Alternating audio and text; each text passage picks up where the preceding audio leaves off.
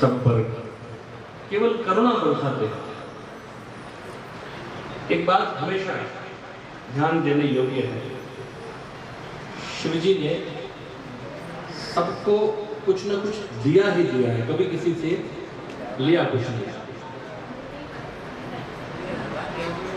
सबको देना ही उनका काम है, किसी से लेना कुछ नहीं। अगर लेने का वक्त आता है तो ये भिक्षा पात्र आगे करते हैं, जो बुराइयां हैं इसमें डालो, जो पाप कर्म है इसमें डालो। देखो विष भी उन्होंने, विष भी, युद्ध हो रहा है, मंथन हो रहा है अमृत प्राप्ति के लिए। देव दानव आपस में लड़ रहे हैं जिस चीज के लिए, अमृत तो प्राप्त हो जाए, अमृत मिल जाए, लेकिन अमृत से पूर्व विष निकलता है। तो जैसे ही विष निकलता है तो सब दूर हो जाते हैं कि ये महाभयानक कालकूट विष कौन ग्रहण करेगा भाई। एक बूंद भी यदि गिरती है पृथ्वी पर तो पृथ्वी झुलस जाती, एक बूंद यदि गिरती सूर्य चंद्र तारों पर, ब्रह्मांड पर, तो वो सब संकट है। तो ऐसी घड़ी में जब कोई भी मार्ग सूझा नहीं देवताओं और दानवों को, भगवान श्री नारायण कश्यप रूप धारण करके नीचे समुद्र में स्थित है। सुमेरु पर्वत को मथने के लिए रखा गया है, शेषनाग की रस्सी बनाई गई है। भगवान शिव समाधिस्थ है, समाधि में लीन, और उस कालकूट विष का जो प्रभाव था, उसका जो धुआं भी निकल रहा था, वो सभी को, क्योंकि विष का जो धुआं निकलेगा वो जहर तो फैलाएगा शरीर में, और उससे जो श्वास भी ले रहे थे तो श्वास लेना भी मुश्किल हो रहा था। ऐसी घड़ी में देवताओं दानवों सबने जाकर गुहार लगाई, सबने जाकर महादेव की शरण में प्रार्थना की, त्राहि मां प्रभु, त्राहि मां प्रभु। महाभयानक विष निकला है, कौन इसका रसपान करेगा, कौन इससे हमारी रक्षा करेगा। प्रभु समाधि तोड़िए, प्रभु आंखें खोलिए, नेत्र खोलिए, प्रभु हम आपकी शरण में हैं। संसार में कुछ भी नहीं बचेगा प्रभु। और जब ये त्राहि मां करते हुए सभी ने एक साथ भगवान को पुकार लगाई, मेरे करुणामयी महादेव ने समाधि से धीरे धीरे आंखें खोली। जैसे ही उन्होंने आंखें खोली तो पहली बार उन्होंने देखा कि ये जो आपस में एक दूसरे से युद्ध करने के लिए तत्पर रहते हैं, क्योंकि देवता और दानवों का हमेशा जब भी आमना सामना हुआ है तो युद्ध ही मचा है, रक्तपात ही हुआ है, उत्पात ही मचा है। लेकिन ये दानवों के बीच में देवता खड़े, देवताओं के बीच में दानव खड़े, कुछ समझ में ही नहीं आ रहा कि देव दानव आपस में एक दूसरे से मिलकर कैसे खड़े थे। भगवान ने आंखें खोली, क्या हुआ, सब कुशल तो है? क्या ऐसी घटना घट गई जो आज देव दानव सब एक ही पंक्ति में एक साथ खड़े हुए? बोले प्रभु अमृत के लिए समुद्र मंथन चल रहा है, प्राप्ति तो अमृत की करनी थी, लेकिन प्रभु विष निकला है। उस विष से हमारी समस्त जगत की रक्षा कीजिए मेरे महादेव, कुछ करुणा कीजिए।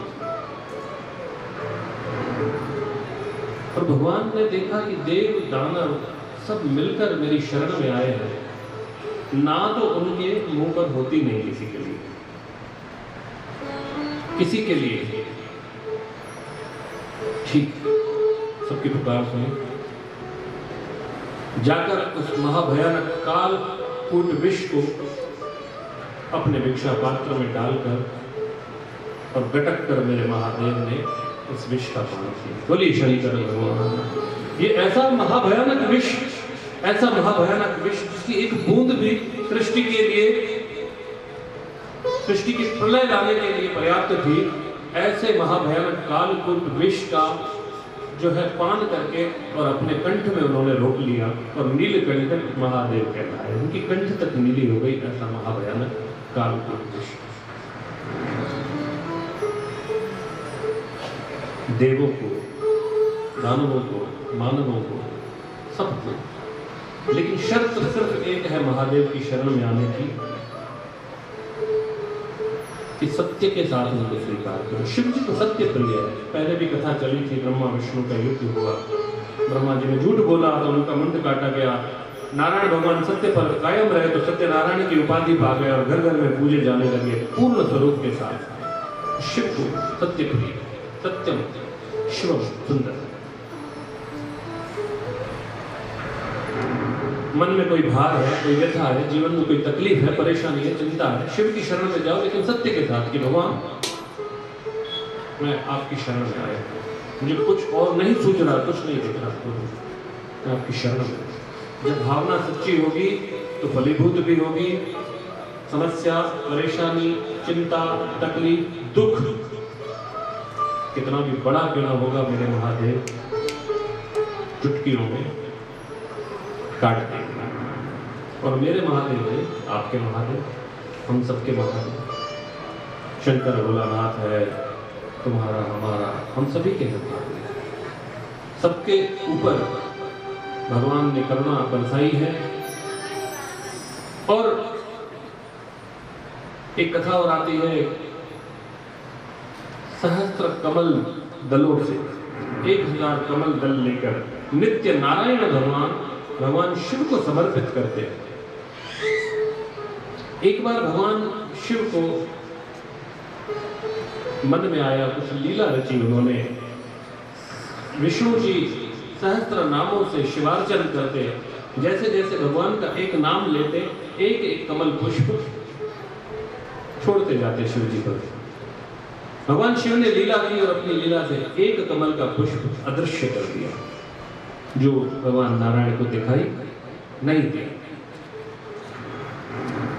जब वो सहस्त्र नामों के साथ शिवार्चन के लिए एक एक कमल पुष्प अर्पण करते रहे, लेकिन जब आखिरी नाम आया तो आखिरी नाम तो था, लेकिन आखिरी पुष्प नहीं। अब पूजा के नियम होते हैं, पूजा के बीच में से उठना नहीं है कि एक जाकर पुष्प अभी तोड़ लाऊं और फिर मैं शिव जी को अर्पण करूं। बीच में से उठना भी नहीं है और चढ़ाना भी है, तभी पूजा पूर्ण होगी, वरना पूजा भी अपूर्ण रहेगी। तो भगवान नारायण सोचने लगे कि क्या अर्पण करूं मेरे महादेव। मेरे भक्त तो मुझे कमल नयन कहते हैं,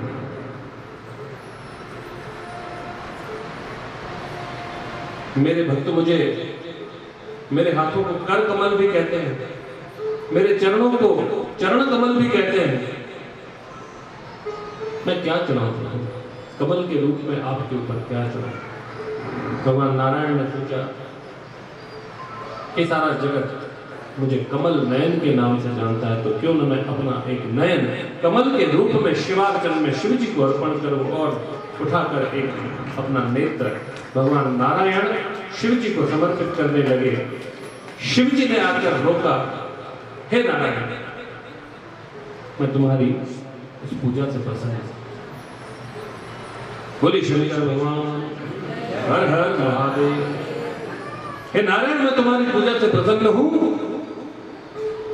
अति प्रसन्न हूं। और जो नारायण भगवान के हाथ में आप सुदर्शन चक्र देखते हो, जिससे उन्होंने अनेकों दानवों का, दैत्यों का संहार किया है, हंसते हंसते शिव जी ने अपना वो सुदर्शन चक्र नारायण के हाथ में स्थित कर दिया। बोलिए शंकर भगवान की। भगवान नारायण को सुदर्शन की प्राप्ति शिव जी से हुई।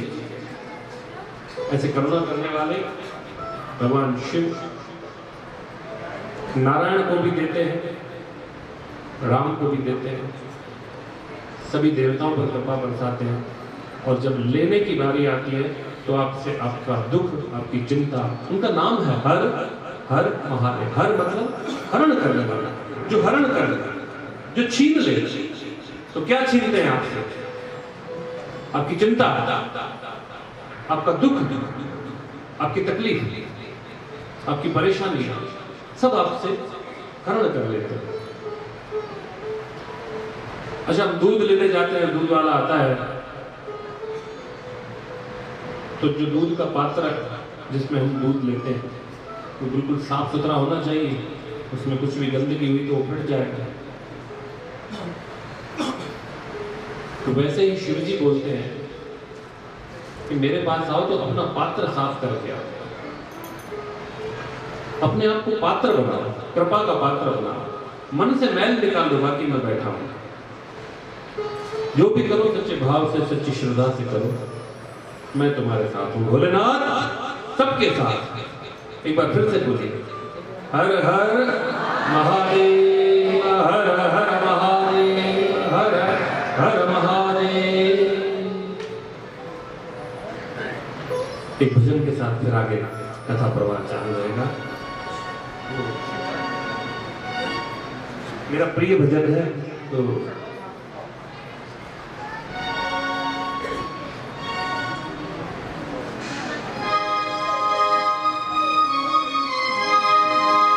शिव शंकर का महामंत्र है, शिव शंकर का महामंत्र है, मुक्ति का उपाय। ओम नमः शिवाय, बोलो ओम नमः शिवाय, ओम नमः शिवाय, ओम नमः शिवाय। शिव शंकर का महामंत्र है, शिव शंकर का महामंत्र है, मुक्ति का उपाय। ओम नमः शिवाय, ओम नमः शिवाय, ओम नमः शिवाय, ओम नमः शिवाय, ओम नमः शिवाय, ओम नमः शिवाय।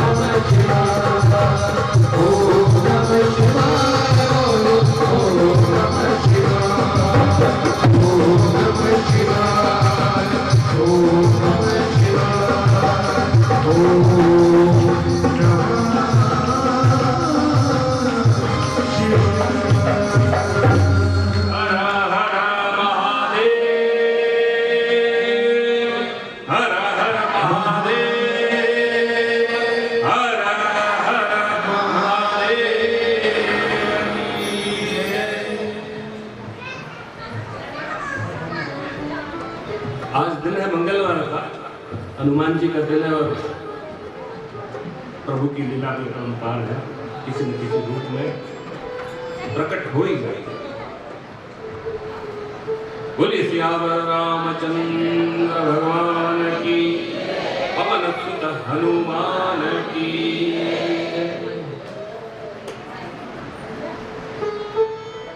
गदा हाथ में लिए हुए उनको नाचते देखकर और हमारे आदरणीय हमारे पंडित जी भी गदा हाथ में लेकर आए हैं, तो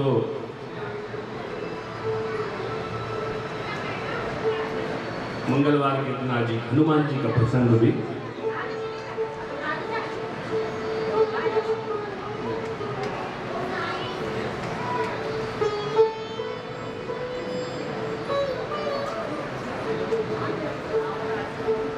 रावण को हनुमान जी की पूंछ में से बड़ी दिक्कत थी, और कुछ नहीं, पूंछ से बहुत ज्यादा दिक्कत थी, क्योंकि सारा कांड जो है पूंछ ने ही किया था। एक दिन बैठे थे शिला पर राम नाम का जप करते हुए हनुमान जी भजन कर रहे हैं, जय श्री राम, जय जय श्री राम, जय श्री राम। कोई संसार की सुध बुध नहीं, अपने राम चंद्र के जाप में हनुमान जी महाराज बैठे हैं। रावण ने सोचा आज इस बंदर की पूंछ उखाड़ लेता हूं, ना होगा बांस ना बजेगी बांसुरी। आज इस बंदर की पूंछ उखाड़ के मामला खत्म। तो जहां शिला पर हनुमान जी बैठे हैं, ये अचानक मुझे मन में भाव आया, तो मैं आपको कथा बता रहा हूं।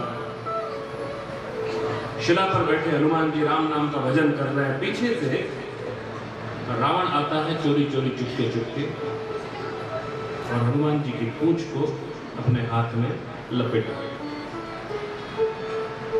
हनुमान जी की पूंछ को हाथ में लपेट कर जो खींचने वाले थे, हनुमान जी को थोड़ा आभास हुआ कि पीछे कुछ हरकत हुई है। अब हरकत हुई है समझ गए और ली अपनी गदा, रखी कंधे पर और बोले जय श्री राम। आवाज नहीं आई मुझे, जय श्री राम, जय श्री राम बोल के हनुमान जी ने जो वायु वेग में उड़ना चालू किया,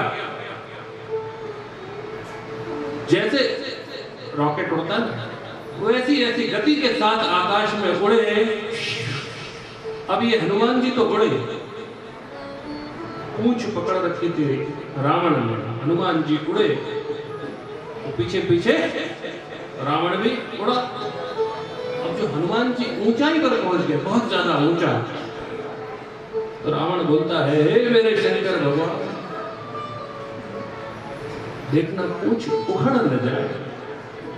आया तो पूंछ उखाड़ना ही था, लेकिन अब जो ऊपर पहुंच गए तो हनुमान जी, रावण बोलता है कि हे शंकर भगवान रक्षा करना, ये पूंछ उखड़ न जाए, क्योंकि अगर पूंछ उखड़ी तो मैं पता नहीं ऊपर से कहां गिरूंगा और क्या मेरी दुर्दशा होगी, तो भगवान रक्षा करना।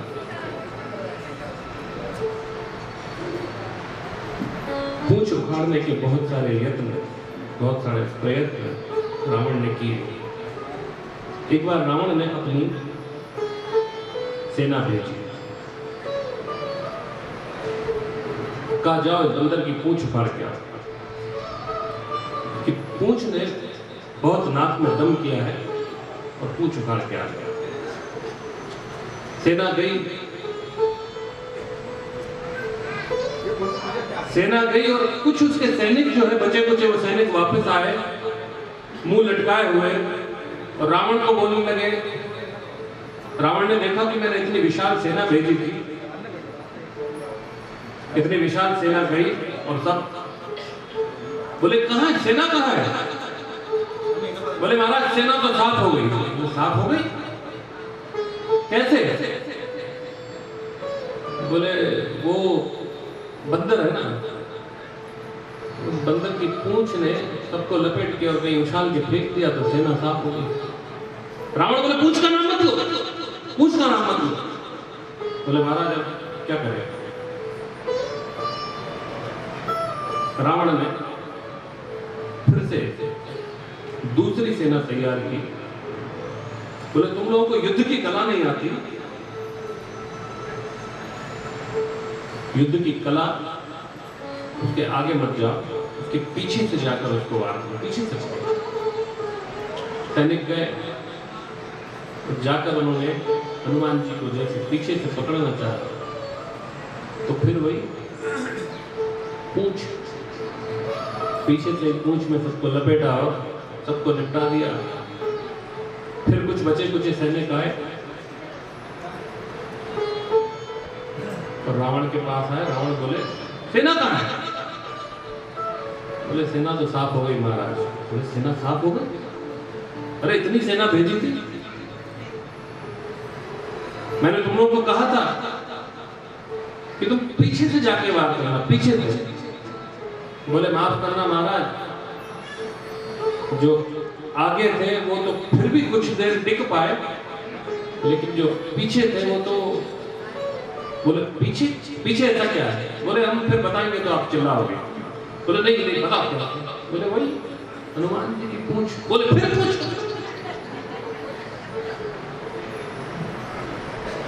अब रावण को क्रोध आया। रावण ने कहा इसकी पूंछ तो उखाड़नी है, कुछ भी हो जाए।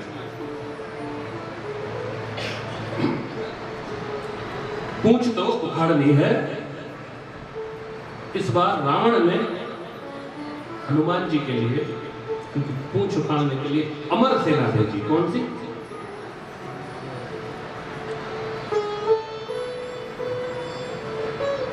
अमर सेना, जो मरते ही नहीं है। अब मरेंगे नहीं तो फिर अंत कैसे होगा उनका? रामचंद्र जी को चिंता हुई, अरे तो अमर सेना आ रही है, कोई एक भी सैनिक उनका मरेगा नहीं, कहां से डटकर सामना करेंगे? लक्ष्मण जी चिंतित हुए, रामचंद्र जी चिंतित हुए और हनुमान जी बैठ के सेब खा रहे हैं। डोंट बी टेंस, टेंशन मत करो आप, मैं बैठा, चिंता मत कीजिए प्रभु। बोले अरे अमर सेना आएगी हनुमान जी, बोले मैं संभाल लूंगा प्रभु, आप निश्चिंत हो जाइए। भगवान रामचंद्र ने कहा पता नहीं क्या हनुमान के मन में है, चलो देखते हैं। दूसरे दिन रावण की अमर सेना, और अमर सेना को हनुमान जी ने पूंछ में लपेट के 3-4 बार ऐसे लपेट के और अपनी पूंछ इतनी बढ़ाई और जो अपने बल के साथ उन अमर सैनिकों को फेंका, इतने प्रवाह के साथ फेंका कि वो पृथ्वी के गुरुत्वाकर्षण से ही बाहर चले गए और अंतरिक्ष में मंडराने लगे। बोले आप मरोगे नहीं तो भटकते ही रहो। और जब कोई चीज धरती के गुरुत्वाकर्षण से बाहर निकल जाती है तो वो भटकती रहती है, मंडराती रहती है, पृथ्वी उसको वापस नहीं ले पाती है। उनको भेज दिया पृथ्वी के गुरुत्वाकर्षण से बाहर, और रावण के पास फिर पहुंचे। बोले सैनिक कहाँ है, मेरे अमर सैनिक थे। बोले सेना तो साथ प्रभु। सेना साथ कैसे? भाई पूछ। बोले श्री रामचंद्र भगवान की जय, पवन पुत्र हनुमान की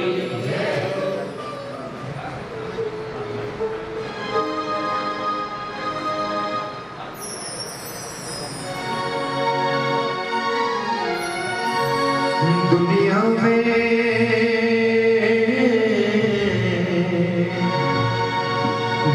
में देव हजारों है, बजरंग बली का क्या कहना। दुनिया में देव हजारों है, बजरंग बली का क्या कहना। दुनिया में देव हजारों है, बजरंग बली का क्या कहना। उनकी शक्ति का क्या कहना, इनकी भक्ति का क्या कहना।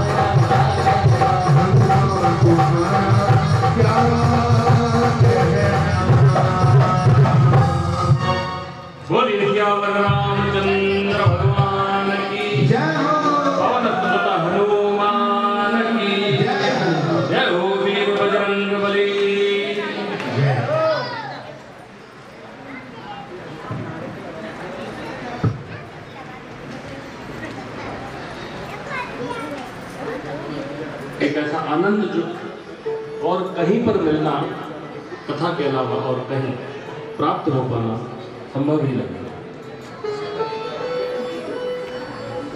क्योंकि हम इसको कथा नहीं कहते, कहते हैं कथा अमृत। ये कथा का एक अमृत ही है। कथा अमृत को मैंने पहले दिन, और मैं अक्सर अपनी कथा में मैं कहता हूँ, शायद कुछ माताओं बहनों ने ना सुना हो, पहले दिन पर ना उपस्थित हो पाई हो, जानकारी ना मिल पाई हो। एक बार फिर से उसी बात को मैं आप सभी को कहता हूँ कि जब भी आप किसी कथा में जाओ, कीर्तन में जाओ, सत्संग में जाओ, किसी भी प्रकार का भागवत कथा हो, शिव महापुराण की कथा हो, राम कथा हो, 3 बातों का विशेष स्मरण हमेशा रखना। कौन सी 3 बातें?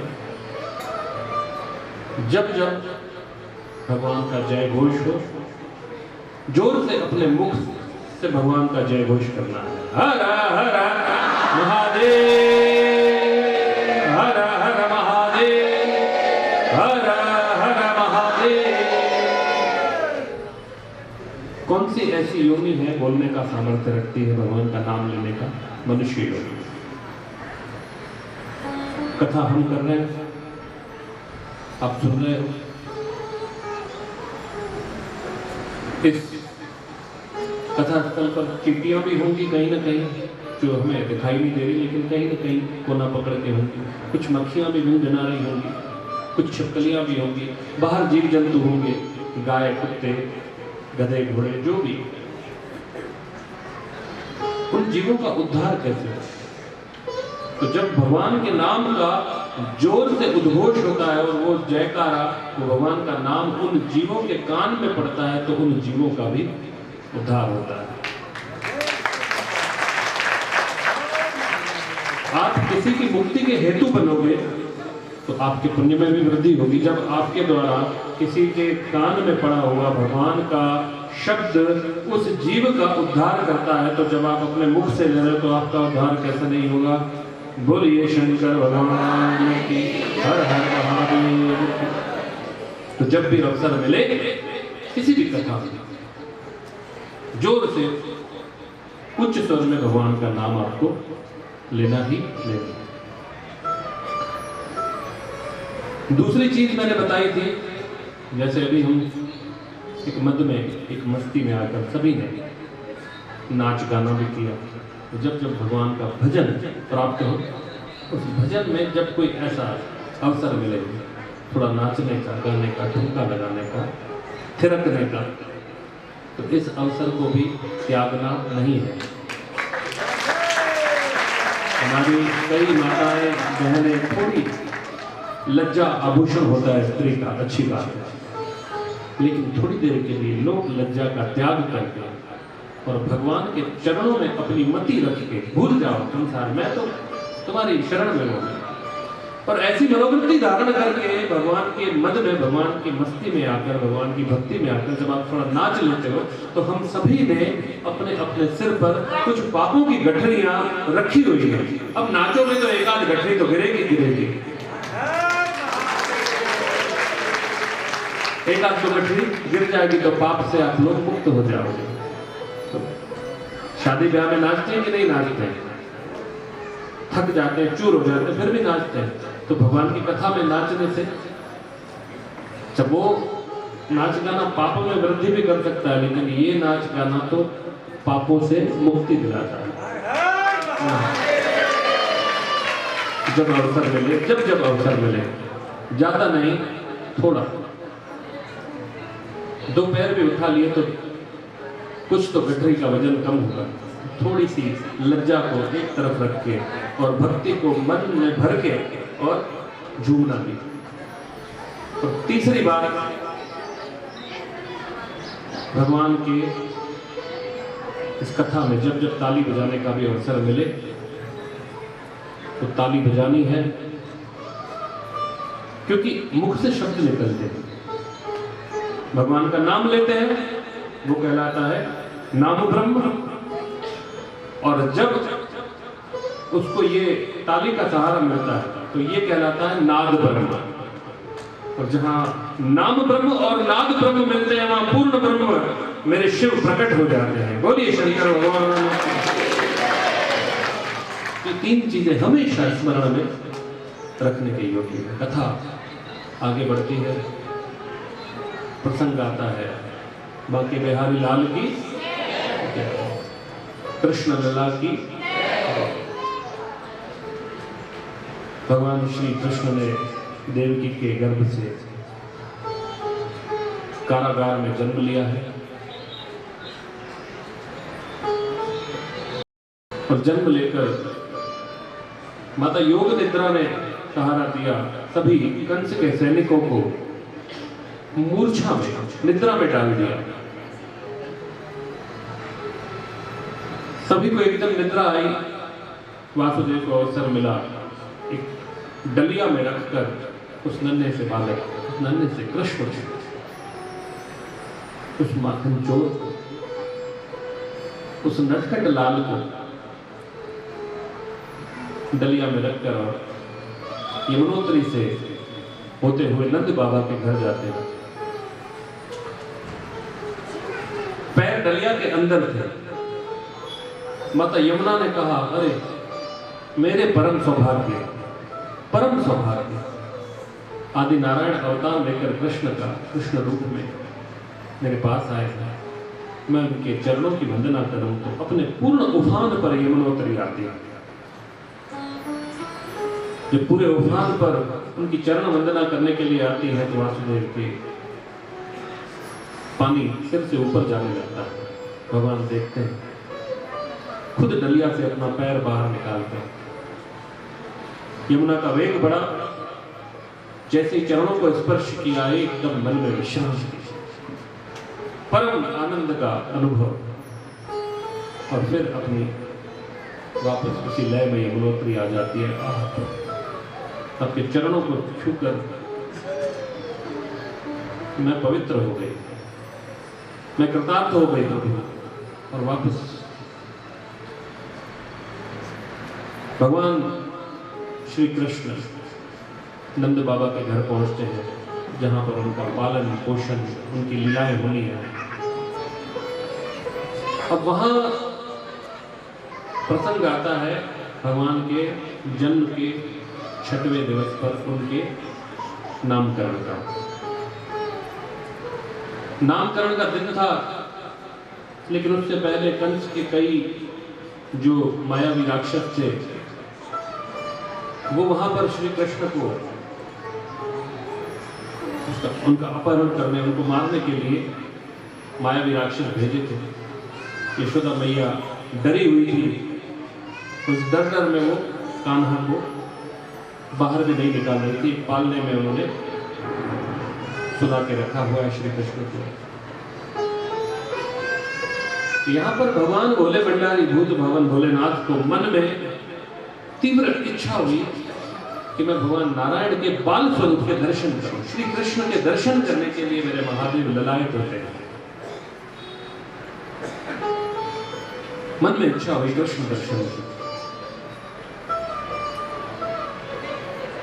और एक जोगी का भेष बनाकर भगवान श्री कृष्ण हाथ में भिक्षा पात्र और चिमटा लेते हुए पहुंचे हैं यशोदा मैया के घर के द्वार पर और धुनी लगाई है अलग अलग भिक्षाम दे। माता यशोदा, हाँ हाँ बाबा आइए आइए। अरे आज मेरे लाला के नामकरण का जन्म दिवस का 6वां दिन है, नामकरण है। क्या चाहिए भिक्षाम? बोलो। कुछ माणिक मोती, कुछ अन्न धान, कुछ रुपए पैसे लेकर, कुछ मुद्राएं लेकर और आई। लो बाबा,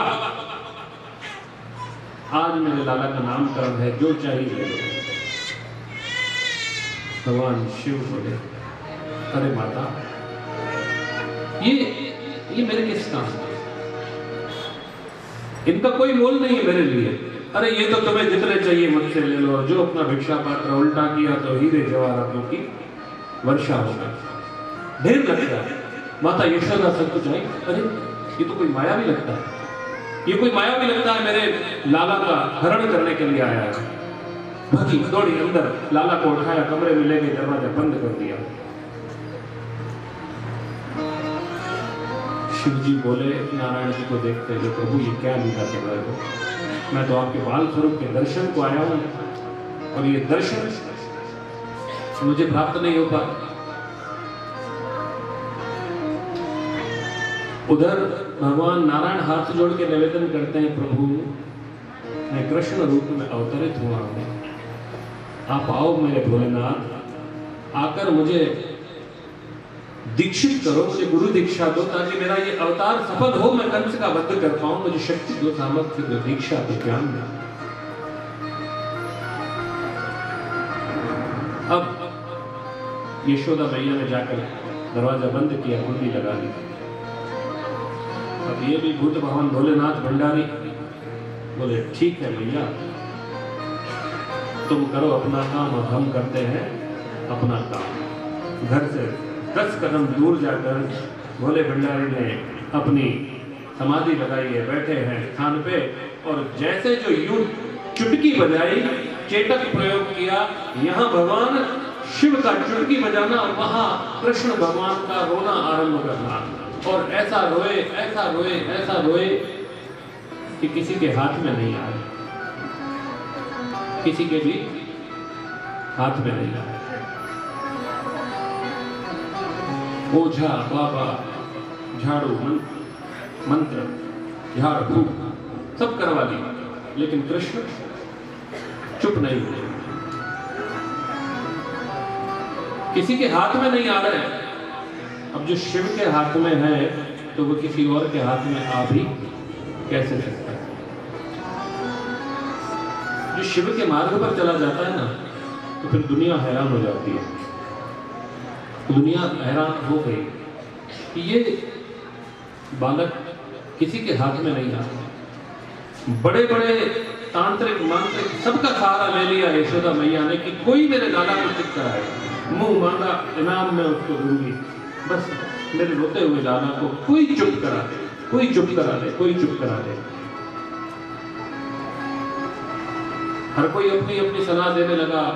अरे इस बाबा को बुलवा लो, उस बाबा को बुलवा लो, इसको बुलवा लो, उसको बुलवा लो, सबको बुलवा दिया, सबसे झाड़ फूक करवा ली, नजर कटवा ली, लेकिन कृष्ण सुबह से लेकर जो रोना आरंभ किया, रात्रि का समय होने लगा, कृष्ण चुप नहीं हुए, रोते रहे रोते रहे। पास में एक दाई रहती थी, 100 वर्ष के करीब उसकी आयु हो गई थी, 100 वर्ष की अम्मा दाई थी। अब ये आजकल हॉस्पिटल में बच्चे जन्म लेते हैं, पुराने समय में तो गांव में, और आज भी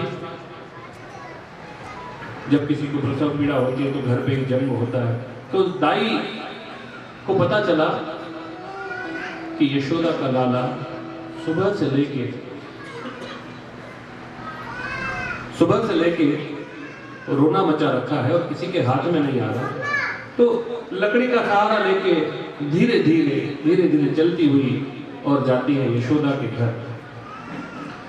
यशोदा के घर जाते जाते उसकी दृष्टि तो बहुत कमजोर हो चुकी थी, आंखों से कुछ ढंग से दिखाई नहीं दे रहा था, लेकिन जैसे ही वहां पहुंची तो यशोदा के घर के ठीक सामने धूनी लगाए हुए जो बाबा थे, जो औधड़ नामी थे, उनमें उनको महादेव के दर्शन हो गए। परम शिव भक्त थे, परम शिव भक्त। बोले शंकर भगवान दर्शन हुए। अरे मेरे भोलेनाथ, अरे त्रिलोकीनाथ, ए मेरे महादेव, अरे मेरे महादेव ने प्रभु को नमस्कार किया, गई यशोदा के पास। अरे यशोदा, क्या हुआ तेरे लाला को? सुना है सुबह से रो रहा है। बोले हाँ देखो ना अम्मा, न जाने क्या पीड़ा है, न जाने क्या तकलीफ है मेरे लाला को, आप देखो, आप देखो मेरे लाला को क्या तकलीफ है। मैंने तो सारे ओझा भाभा झाड़ फूक जादू मंत्र सब करवा लिया, लेकिन मेरा लाला चुप नहीं हो रहा माता, देखो अम्मा। और खुद भी यशोदा जी रोने लगी कि मेरे लाला को कोई यत्न करो, कोई उपाय करो, कुछ तो करो, कहीं इसके पेट में दर्द तो नहीं, कहीं इसके कान में दर्द तो नहीं, क्या तकलीफ है, मेरा इतना नन्हा सा लाला क्यों रो रहा?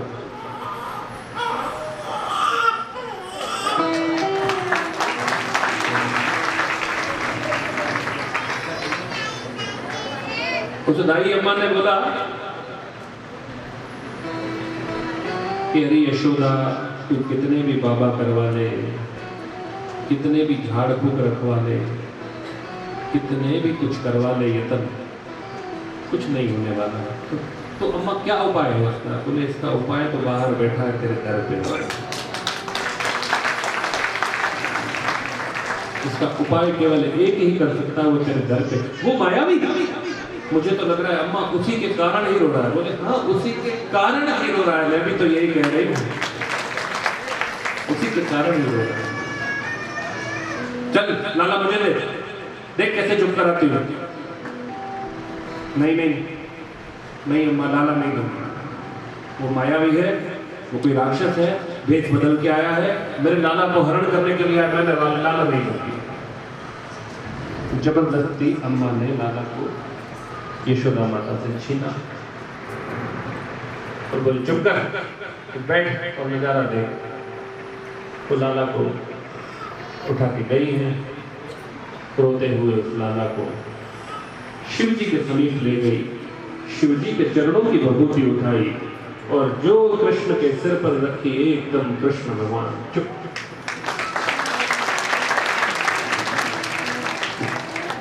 सुबह से जो किसी के हाथ में नहीं आ रहे थे, सुबह से रुदन मचा रखा था, सुबह से सारा गांव एकत्रित हो गया था, सारे गोकुल में एक ही बात चल रही थी कि कृष्ण लाला किसी के हाथ नहीं आ रहे, रो रहे हैं। और जैसे महादेव के चरणों की धूल पड़ी सिर पर, चुप हो गए। तब भगवान नारायण प्रार्थना करते हैं, यशोदा ने नजदीक नहीं आने दिया। बोले जो करना है अम्मा दूर से करो, उसके हाथ में रख देना।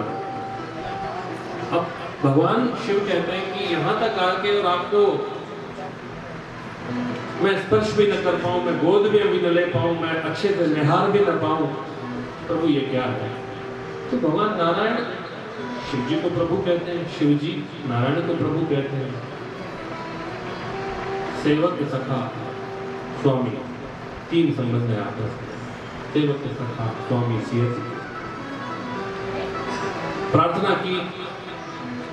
अब भगवान ने कहा, नारायण ने, कि ये आपका डिपार्टमेंट है, आप जाओ, मुझे तो आपका आशीर्वाद चाहिए।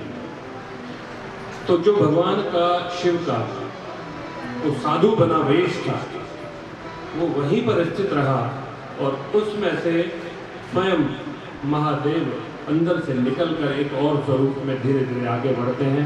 भगवान कृष्ण के मस्तक पे हाथ फेरते हैं और जो गीता का ज्ञान कृष्ण ने रणभूमि में खड़े होकर अर्जुन को दिया है, एक ही क्षण में उसको प्रवाहित करके वापस उस स्वरूप में लौट जाते हैं। बोलिए शंकर भगवान, हर हर महादेव। जिसका गुरु महादेव हो वो तो जगत गुरु बन ही जाएगा, इसलिए कहते हैं जगत गुरु श्री कृष्ण, जिन्होंने इतिहास रचा और गीता जैसा ज्ञान आपको और हम सबको प्रदान कर दिया। तो ये वास्तव में गीता शिव जी ने प्रदान की है भगवान कृष्ण को।